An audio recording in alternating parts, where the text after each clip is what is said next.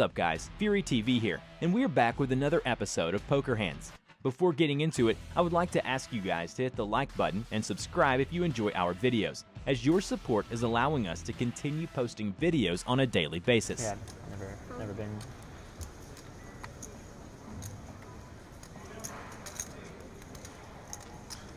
Carlos, King Jack of Diamonds, +2. He's coming in for a raise. Faraz in the next seat. Ace Queen, also in diamonds. Against a 30 big blind stack opening. Faraz could definitely go one of two ways here. Looks like he is electing to 3-bet. 120 Gone fairly sizable as well. 120 against a 30 big blind open. Carlos can't peel too wide already, so.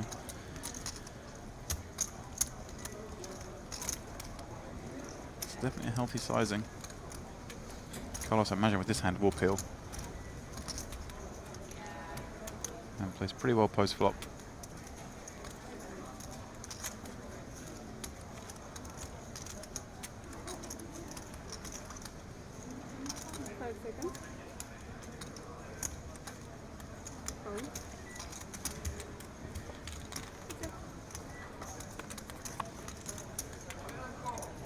Wow, what a flop. Both players smashed the board. 10-9-4, all diamonds. Carlos is busting. Now, how slow are they both going to play this? Is Faraz going to slide out a little c-bet? It's very easy for them to get this in by the river. Decides to bet 80. Give Carlos a little bit of room. Carlos could make a mistake here, he thinks. Little does he know, whatever happens, this is going in. Carlos, you'd imagine, just a call here. Allow Faraz to hang himself. That's what he'll be thinking.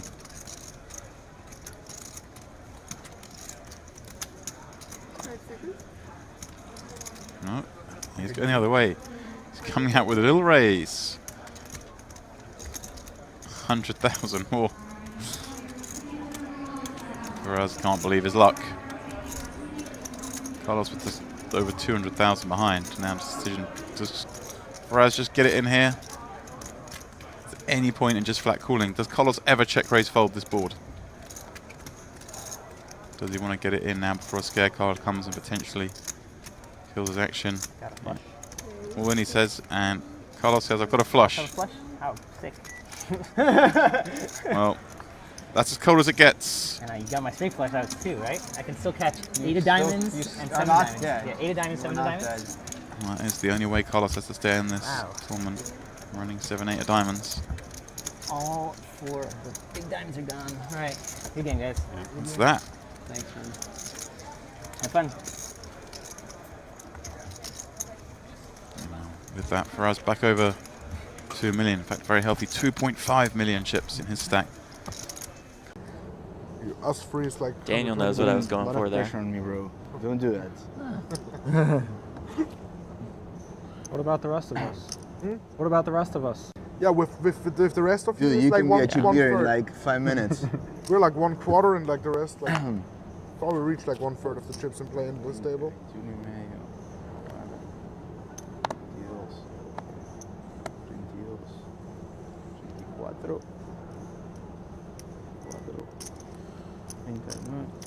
Yeah, like 40. 40. 800. Un poquito más que yo. Shaw makes it 800K in the cutoff. Eduardo with 10s on the button.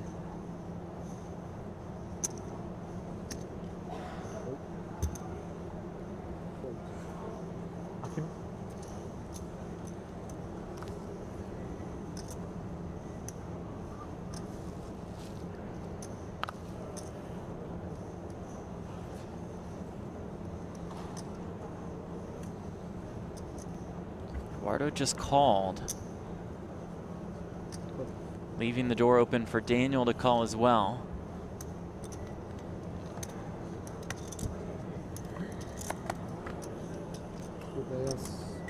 And it comes 7-6-4 as Daniel flops the straight.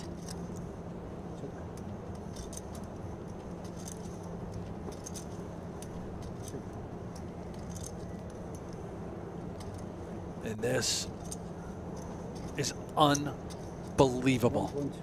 Daniel Rizai, I think, about to play a big one against the overpair of Eduardo. Just called pre as Sean raised it up in the cutoff.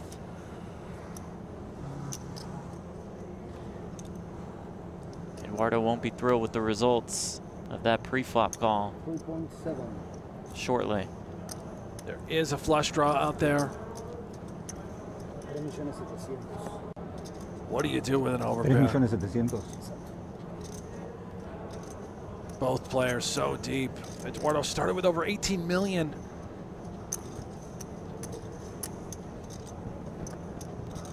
Have to be a little wary. Rizai in the big blind. It looks like this could really hit him. And certainly it has.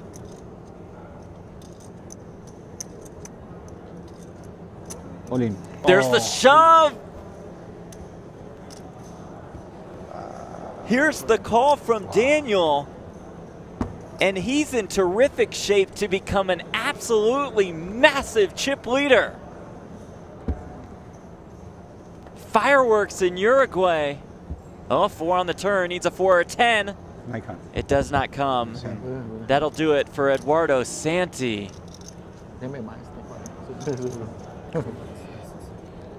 Daniel Rizai now has 58 million chips. Jeff, this is essentially final table average. Wow. And we have more than 30 players remaining.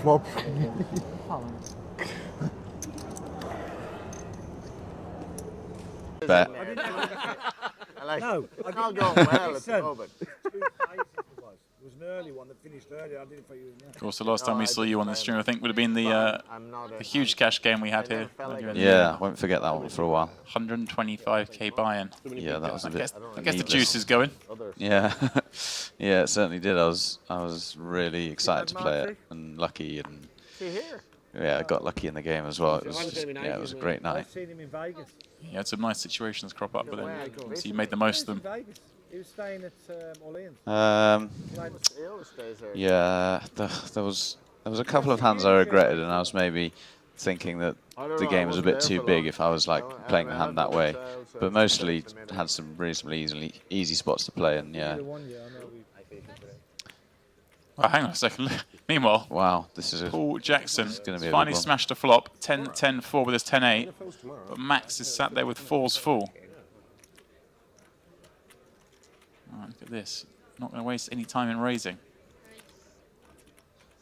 Oh, well, look at this. Dirag's bet. Then Paul's called. Max has raised. A bad time to bluff. I guess he's raising here thinking Paul nearly always has a 10. Or one of them has a 10, I'll just get some action. Yeah, yeah, just try and build the pot from the off. All right, yeah, because if he doesn't raise the flop, it's going to be hard to get a stack in by the river. Yeah, the object with these hands, with like 4s forwards, is not to worry about the times that your opponent has like 8s and you don't get another bet, or your opponent like bluffs it. It's just to really like go for the stack the times he has a 10. Right, and especially when there's a bet and a call, it's so much more likely you're up against a 10. And it's not likely that if you call, anyone's going to bluff the turn anyway. On 10-4-4, if you bet and get 2 callers, you're just never bluffing on the turn.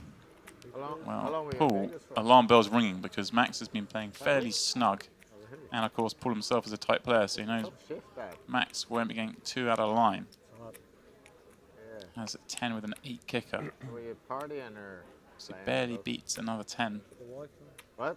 With the wife and Nicky Guess Paul just has to call here, not do anything else. Call and evaluate the river, right? I mean, obviously he can still improve, catch that 8. Still put him in. His eyesight's gone a bit. Still got a game, but He's certainly going for his mind that he's beat. Hey? Well done for taking. You here tomorrow? What? You here tomorrow? Yeah. I'll bring him in tomorrow. All right. Okay.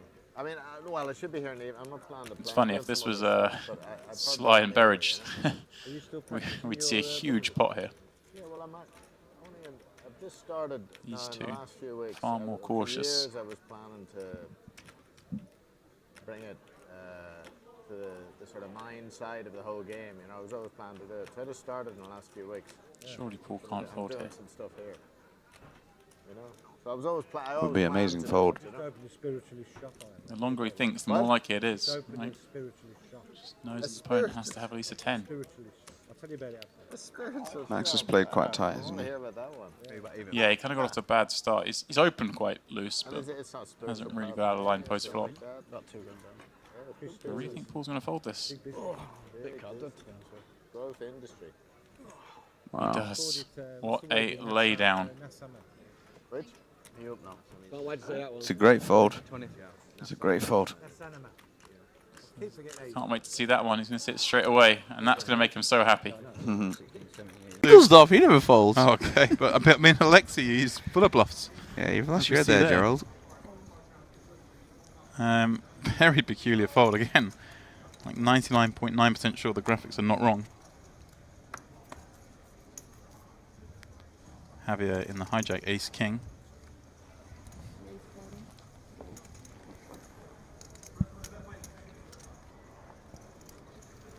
Raising up Josh with 9s on the button.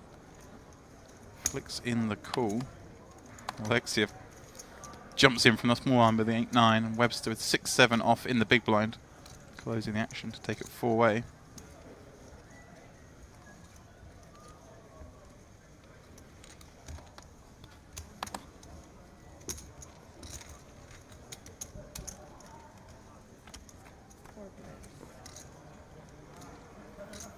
Five, 6, 7 flop. Alexi flopping the straight. Webster flopping at top 2. The other 2 missing, but Josh, of course, with missing with an overpair and a gut shot. And, what we're going to see here, Midi. I mean, we assume Javier checks. Josh was going to bet this, right? What we're going to see here, James, is no justice whatsoever. The man has made a very loose, very gambly call from the small blind with 8-9 off. He's going to flop the nuts against 2 pair and an overpair. He's probably going to double up. We can't double up, but he's going to win. He's going to win a big pot. It's just flat called here. We know Webster's going to jam, and then what does? I think he might double up, right? I mean, Joshua's going to jam, right? Joshua's going to, yeah. I mean, Webster's going to jam here, right? For Webster's gonna jam, 260. Joshua's got a call at least, right? Because he should be against like some sort of draw, some sort of. Yeah, this is. This would be a huge pot. Is the jam, and I feel like Joshua's just going to jam. We know Alexi he's in there so wide. Yeah, you just need to clean it up, don't you, right? You got to think that, like, yep. It's the all-in. Alexi won't believe his luck. He's flopping nuts. I was going to double check. Have another look at you, mate. Yep, see what I got. Oh, he's still Okay. Still going to have a think. Oh, 1 chip. Got to have to call, eh? It's coming over. Jesus. Goal from Josh. He can, of course, still catch an 8 for a chop. Or some That sort of becomes equal house. 9-7. Yeah. Webster needs a 7 or 6. 9. 9. 8. Oh. Now there's a. It's going to be a chop. Webster's obviously still looking for a 6 or 7 for the house. Looks like a 9 for us. Everyone chops 9 it up. for everyone chop. Yeah. No one deserves to win this hand.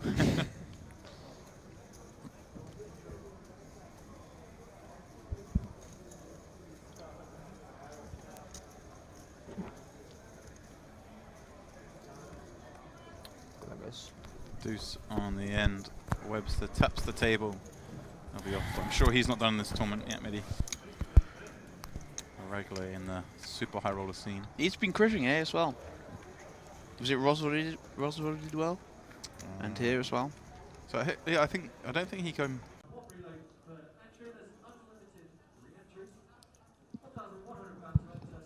Another nice hand for Alex, ace king.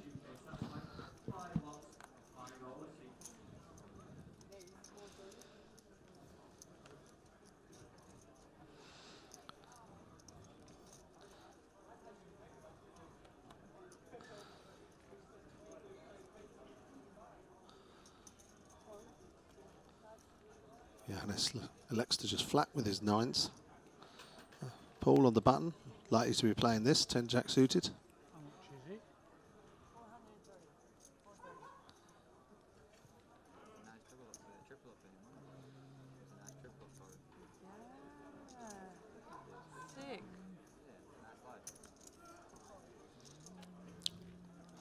Paul in a easy decision with King Deuce off. And the same decision for Lewis with Queen Deuce.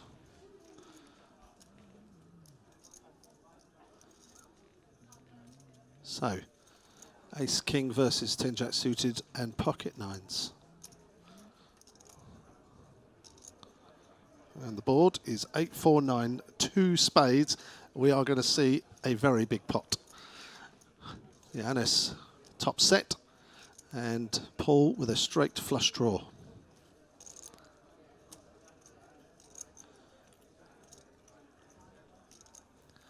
Definitely going to pick the wrong time to c-bet here. Surprised he is actually against two opponents. One of them's likely to have hit this flop.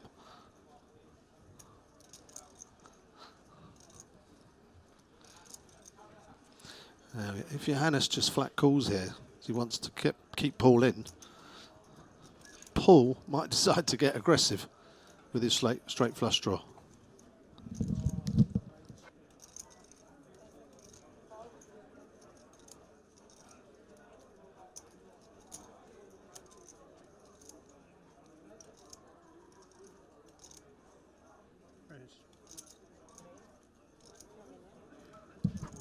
And there you go, exactly what I thought would happen. Johannes just made the call, and now Paul wants to raise with his straight flush draw. And no matter what Johannes does, I don't think Paul will fold. You know how much did you start with? Like round about 9 million. 9 million, thank you. Well, that's a little bit. Oh, well, no, he probably did if he's made it 2 million. So what a pot we have here, 4.8 million. In a dream scenario, Paul would be sitting there with pocket eights or pocket fours. Are you giving chips out? The only chips he's giving, innit? He'd love it if he just had something like King Queen of Spades, or even Jack Queen of Spades, but he has the worst 2 spades that he could be running into. 10 Jack of Spades with an awful lot of outs. James has just joined me back in commentary. And James, what a hand this is. No, you didn't see what happened. Alex raised with Ace King under the gun. Johannes flatted and Paul flatted. The flop obviously came down as it did, and Alex bet out 625. And I expect Paul to call here. And Johannes, I said, if he just flats, I expect Paul to raise, which he did. Yep. And now all the chips are gone. And look at the size of this pot, 18.7 million. Wow, biggest pot of the tournament so far. With 2 outs, sorry, 2 cards to come. Look at the outs that Paul has got. Yeah, Johannes would be 6ing that hand. He has got the worst hand you would want to be up against. Yeah, any other hand he'd be in better shape again. That is the one hand he didn't want to see. You see, even with top set, only 58%. Nearly a flip here. Jack high against top set. Paul. No help on the turn. So is this Paul's last hand of his UK millions? Or is he going to get a phenomenal river card? Let's see. Black ace, not the one he wanted. I think it looks like he had some more. So there must have been some trading of chips before that, because Johannes had quite a lot. I thought Paul was quite short, so I guess did Paul get some? Paul must have won a couple of pots before that. Had to run out the booth for a few minutes there, Simon. I was running around the floor trying to select our next table. Divide a good one. Break. Yeah, there's some good candidates. Obviously, the difficulty at this stage of the tournament is the tables break so fast. Yeah. You don't want to choose one that's going to break.